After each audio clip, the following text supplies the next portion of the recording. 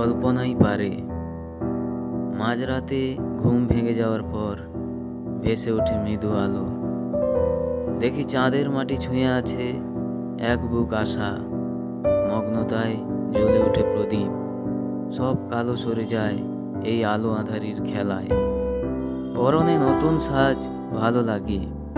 মনে হয় সবুজ ধানের আলে হেঁটে হেঁটে যাই গধূলি বেলায়।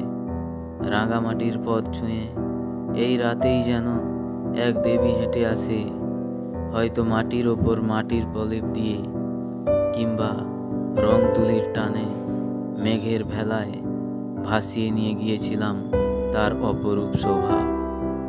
কোনোদিনও নীরবে নিভৃতে শাড়ির আঁচলে, চোখের কাজলে, সাজগোজ বা মেকআপ আসলে আয়নায় নিজের সত্যিকারের সুখ লুকিয়ে রাখা।